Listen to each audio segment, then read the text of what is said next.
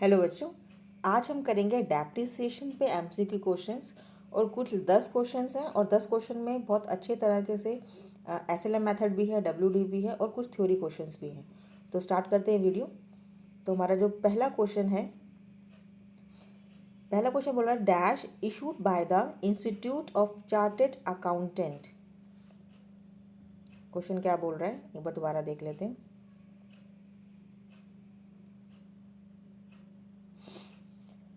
Dash issued institute of chartered accountant ICAI, right. ICAI क्या बोल रहा है? ICAI यानी institute of chartered accountant of India क्या डेप्रिसिएशन पे डिफाइंस करता है, कौन सा अकाउंटिंग स्टैंडर्ड मेंटेन करता है कैलकुलेट करने के लिए डेप्रिसिएशन को। ये कंपनी का रूल है, ठीक है। तो इसको हम किस अकाउंटिंग स्टैंडर्ड से कंफर्म करते हैं? तो हमारा अकाउंटिंग स्टैंडर्ड होता है इसके अंदर 6।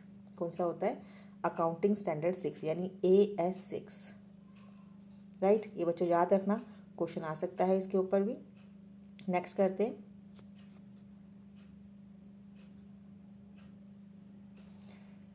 नेक्स्ट क्वेश्चन बोल रहा है depreciation is a indirect expense, direct expense और अ फिक्स एक्सपेंस या फिर नन ऑफ दिस। तो डेप्रिसिएशन क्या होता है? डेप्रिसिएशन हमेशा एक इनडायरेक्ट एक्सपेंस होता है जो प्रॉफिट एंड लॉस में, जब हम प्रॉफिट एंड लॉस अकाउंट बनाएंगे आगे, तो हम यहाँ पे टू डेप्रिसिएशन लिखते हैं। और P&L में जितने भी एक्सपेंस जो डेबिट साइड आते हैं वो सारे इनडायरेक्ट एक्सपेंस होते हैं और जो क्रेडिट साइड आएंगी वो सारी इनडायरेक्ट इनकम होगी। क्या होगी?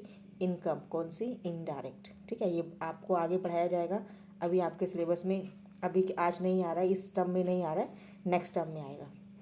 तो आपको समझ में आ गया कि जो डेप्रिसिएशन है वो क्या होगा? Indirect expense, right. नेक्स्ट करते हैं।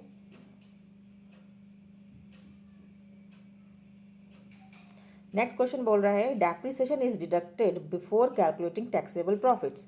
बिफोर कलेक्टिंग मतलब देखिए, टैक्सेबल हम कब प्रॉफिट के लिए क्या करते हैं, ये ध्यान से देखिएगा क्वेश्चन क्या है।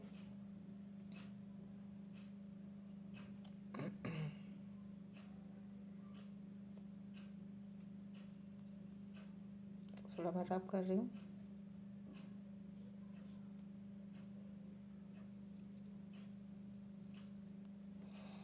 राइट, तो हमारे पास क्वेश्चन है डेप्रिसिएशन इज डिडक्टिंग यानी हम कब डिडक्ट करते हैं? टैक्सेबल प्रॉफिट के बाद या पहले? हमेशा हम टैक्सेबल प्रॉफिट तभी निकालेंगे जब सारे एक्सपेंसेस इनकम कैलकुलेट हो जाएंगे, उसके बाद ही हम टैक्सेबल इनकम निकालते, टैक्सेबल प्रॉफिट निकालेंगे टोटल।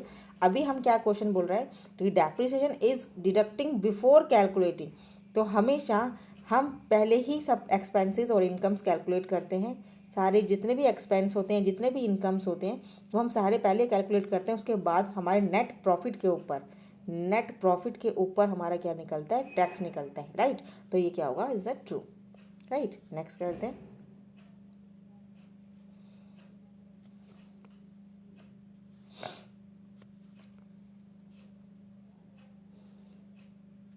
नेक्स्ट क्वेश्चन बोल रहा है dash refers to writing of the cost of intangible asset. बच्चों बिल्कुल ध्यान से समझिएगा, इनटेंजिबल एसेट के ऊपर जब हम डेप्रिसिएशन की बात करते हैं तो हमेशा डेप्रिसिएशन किस पे लगता है? ये बिल्कुल अपनी नोटबुक निकाल के, कॉपी निकाल के लिख लीजिएगा कि जब भी हम फिक्स्ड की बात करते हैं, किसकी बात करते हैं? फिक्स्ड एसेट की बात करते हैं। जैसे लैंड है हमारे पास, हो गया, जैसे हमारे पास बिल्डिंग है, राइट। हमारे पास क्या है? बिल्डिंग है। और हमारे पास क्या है? मशीनरी है। ये सारी हमारी क्या है? फिक्स्ड एसेट्स हैं। और क्या है? टेंजिबल। और क्या है? Tangible asset. इनके ऊपर क्या लगेगा? डेप्रिसिएशन। इनके ऊपर क्या लगेगा? डेप्रिसिएशन। लेकिन अभी वो क्वेश्चन क्या बोल रहा है, देखो इस क्वेश्चन में क्या बोल रहा है वो कि ये डेप्रिसिएशन का हमें समझ में आ गया। अब एक बात और समझ लीजिए, उसने ये बोला है कि इनटेंजिबल एसेट, इनटेंजिबल एसेट जैसे हमारे पास गुडविल है, पेटेंट है, कॉपीराइट है, ये सब के ऊपर हमेशा अमोर्टाइजेशन लगता है। क्या लगता है? Amortisation, right. अमोर्टाइजेशन हमेशा इनटेंजिबल एसेट्स के ऊपर लगेगा। और डेप्रिसिएशन हमें समझ में आ गया है ना। इस पे ऊपर ये डेप्रिसिएशन इसके ऊपर लगेगा, इसके ऊपर लगेगा अमोर्टाइजेशन, राइट। ये आपकी टेक्स्ट बुक में है, TS ग्रेवाल में। लेकिन अब डिप्लेशन क्या होता है ये भी समझ लीजिए। जो नेचुरल रिसोर्सेज होते हैं, क्या होते हैं? जो नेचुरल रिसोर्सेज होते हैं उनके ऊपर लगता है डिप्रेशन। कैसे? जैसे हमारे पास कोल्स हो गए, कोल माइंस होती है ना, कोल माइंस हैं, तो इनके ऊपर क्या लगेगा? डेप्लीशन। तो इस पे ध्यान रखना, डिप्लेशन किस पे लगेगा? और नेचुरल रिसोर्सेज पे लगेगा डिप्लेशन, अमोर्टाइजेशन पे लगेगा हमारा पेटेंट्स, कॉपीराइट, गुडविल के ऊपर अमोर्टाइजेशन लगता है, और डेप्रिशिएशन किसके ऊपर लगता है? फिक्स असेट के ऊपर, वो भी टेंजिबल असेट। जो भी टेंजिबल होती है वो हमारी फिक्स असेट होती है, जो हमें दिखती हैं उनके ऊपर डेप्रिशिएशन लगेगा, और जो हमें नहीं दिखती और हमारी एसेट होती हैं उस पर क्या लगेगा? अमोर्टाइजेशन। राइट, नेक्स्ट करते हैं, ध्यान से देखिएगा बच्चों। क्वेश्चन क्या बोल रहा है? क्वेश्चन बोल रहा था original cost of the asset. Asset की ओरिजिनल कॉस्ट कितनी है? 2,50,000 रुपीज़। और जो फ्रेट एंड इंस्टॉलेशन चार्जेस हुआ है वो कितना हुआ? 50,000। यानी आप जब भी परचेज करते हो, चाहे वो सेकेंड हैंड मशीनरी परचेज कर रहे हो चाहे फ्रेश मशीनरी परचेज कर रहे हो, जब उसको परचेज करते वक्त इंस्टॉलेशन चार्जेस हो, रिपेयर हो, कुछ भी ऐसा चार्ज जो उसकी कॉस्ट को बढ़ा दे, क्या ऐसा फ्रेट हो, इंस्टॉलेशन चार्जेस हो, रिपेयर हो, कोई कमीशन दे रही हो आप, तो ऐसे जो कॉस्ट है जो हमारी जो ओरिजिनल कॉस्ट को बढ़ा दे, उसके अंदर हम उसको ऐड कर देते हैं। राइट, इतना समझ में आ गया कि हमारे को क्या करना है? अभी इसको हम बढ़ा देंगे, तो ये हमारे को जो बढ़ेगा वो हमारा क्या होगा? अब 2.5 लाख के अंदर 50,000 ऐड कर देते हैं, क्योंकि इंस्टॉलेशन चार्जेस है, तो टोटल कॉस्ट कितनी निकल आई हमारी? जो टोटल कॉस्ट है हमारी, जो हमारी टोटल कॉस्ट निकली है वो निकली है 3 लाख रुपए की। ठीक है, हमारी टोटल कॉस्ट कितनी निकली है? 3 लाख की। अब उसने बोला है the useful life of the asset is 10 years. Useful life कितनी है हमको पता है, डिवाइड करते हैं हम यूजफुल लाइफ से, और नेट जो भी उसकी रिड्यूस हुई है वैल्यू, ठीक है, जो रिड्यूजल वैल्यू है वो एस्टिमेट कितना किया है? 50,000 से। तो रिड्यूजल वैल्यू कितनी है? 50,000। तो हम रिड्यूजल को क्या करते हैं? 50,000 माइनस कर देंगे, तो कितना लगेगा? 25, यानी 2.5 लाख कॉस्ट रह जाएगी इसकी। डिवाइड करेंगे हम 10 से, तो हमारे पास क्या आंसर आ जाएगा? 25,000, है ना? 25,000 आ जाएगा। तो उसको अगर हम रब कर देते हैं, ये समझ में आ गया आपको? तो मैं इस क्वेश्चन का जो आंसर होगा आपको क्या होगा? जैसे 25,000 क्या होगा? 25,000। तो इसको टिक कर देते 25,000 पे। समझ में आ गया आपको क्या करा है मैंने? कि 25 जो 2,50,000 है उसके अंदर 50,000 ऐड कर दिया, और हमने जो उसकी रिड्यूस वैल्यू है, देखो ये जो रिड्यूस वैल्यू भी होती है इसको साल्वेज वैल्यू भी बोलते हैं। ठीक है, इसको साल्वेज भी बोलते हैं, ध्यान रखिएगा। ठीक है, ये जो वैल्यूज़ को हम सॉरी इसको हम माइनस कर देंगे, और हम डिवाइड कर देंगे जितने भी हमारे नंबर ऑफ लाइफ्स हैं उनसे हम उसको डिवाइड कर देंगे, तो हमारे पास आंसर निकल आएगा। इस क्वेश्चन का आंसर निकालेंगे 25,000। नेक्स्ट करते हैं क्वेश्चन नंबर 6। क्वेश्चन नंबर 6 बोला depreciation is charge on dash asset. अब डेप्रिसिएशन हमें पता है कि फिक्स पे भी लगता है और टेंजिबल पे लगता है, तो ये गलती से इंटेंजिबल हो गया, यहाँ पे इंटेंजिबल आना था। राइट, तो इसको हम, अब आपको समझ में आ गया होगा ना इंटेंजिबल का किस पे लगता है? इंटेंजिबल पे क्या लगता है? अमोर्टाइजेशन लगता है ना? ये तो आपको समझ में आ गया कि अमोर्टाइजेशन लगता है फिक्स्ड पे, और सॉरी इंटेंजिबल पे गुडविल है, पेटेंट्स हैं, ट्रेडमार्क पे, और फिक्स एसेट के यहाँ पर क्या लगता है? डेप्रिसिएशन। राइट, जैसे बिल्डिंग है, हमारी मशीनरी है, ये सब पे हमारा क्या लगेगा? फर्नीचर हो गया, ये सब हमारे पास फिक्स एसेट के ऊपर डेप्रिसिएशन लगेगा। राइट बच्चों, नेक्स्ट करते हैं।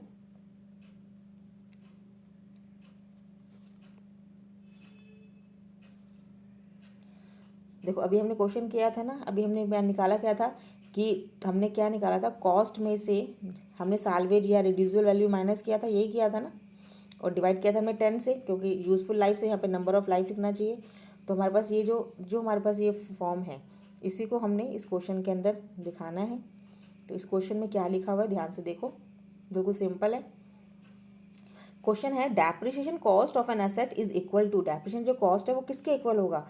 कॉस्ट प्लस नेट रेजिड्यू जो रिड्यूस हुई है वैल्यू उस पर, या कॉस्ट माइनस नेट रेसिड्यूज जो रिड्यूस हुई है वैल्यू उस पर, या कॉस्ट माइनस डेप्रिसिएशन, यानी जो कॉस्ट में से डेप्रिसिएशन माइनस कर देंगे, नन ऑफ देम। जो भी हमारा रिड्यूसबल वैल्यू होता है जो हमेशा वो माइनस होता है, क्या होता है? माइनस होता है। तो इसका जो आंसर होगा वो क्या होगा?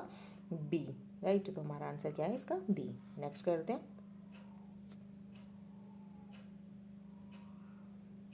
नेक्स्ट क्वेश्चन बोल रहा है अ मशीन इज परचेज 50,000। मशीन कितने की है? परचेज किया 50,000 की। इस पर एक्सपेक्टेड लाइफ कितनी है? 10 ईयर्स।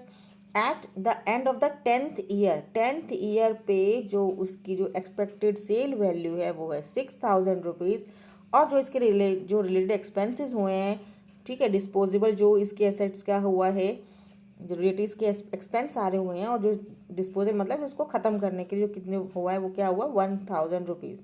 जब भी ऐसा कोई क्वेश्चन आए आपके पास कि उसकी सेल वैल्यू इतनी है, उसके ऊपर जो एक्सपेंसेस जो डिस्पोजेबल एस्टिमेट है वो इतना रुपये है, जो भी आपके पास आएगा, इसमें 6000 और 1000 है, तो हमेशा इसमें से इसको माइनस कर दो और इसका जो आंसर होगा वो होगा 5000, राइट। या तो हम इसको इस तरह से कर सकते हैं, नहीं तो हमारी जो परचेज होती है उसको हम 10 से भी माइनस करते हैं, लेकिन मेन हमारे पास क्या होगा कि 6000 में से हमें 1 माइनस करना है, ये ध्यान रखिएगा।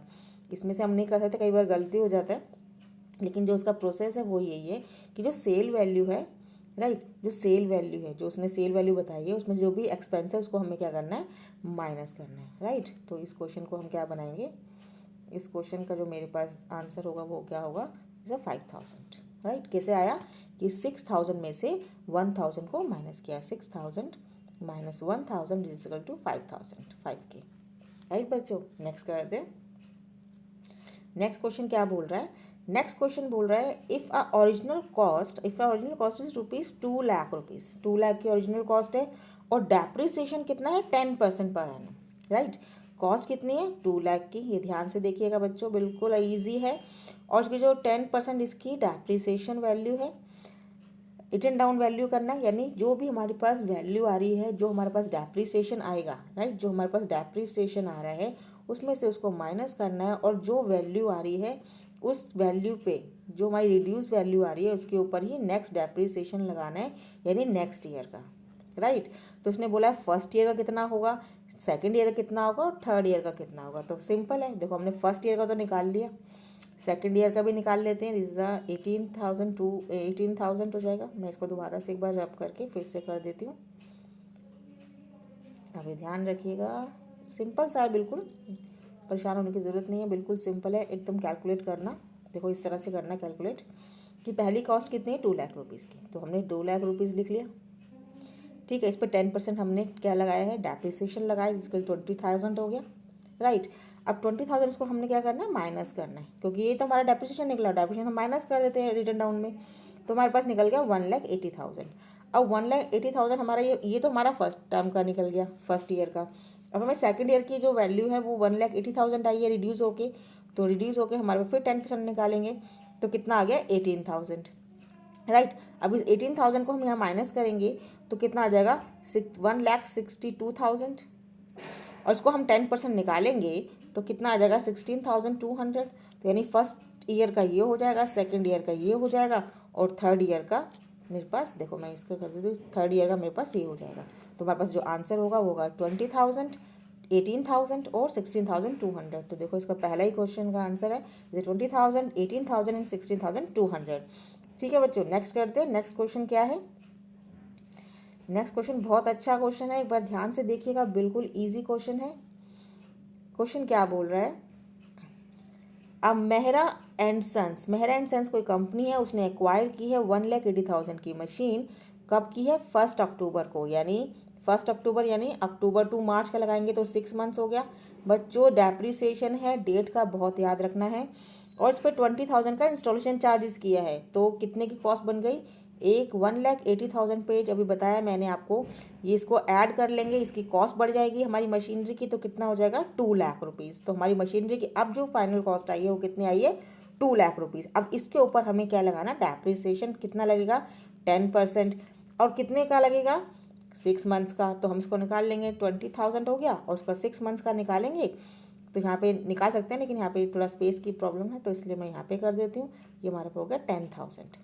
अब हमारी वैल्यू किससे लगेगी, 10,000 से हमारी जनरल एंट्री होगी।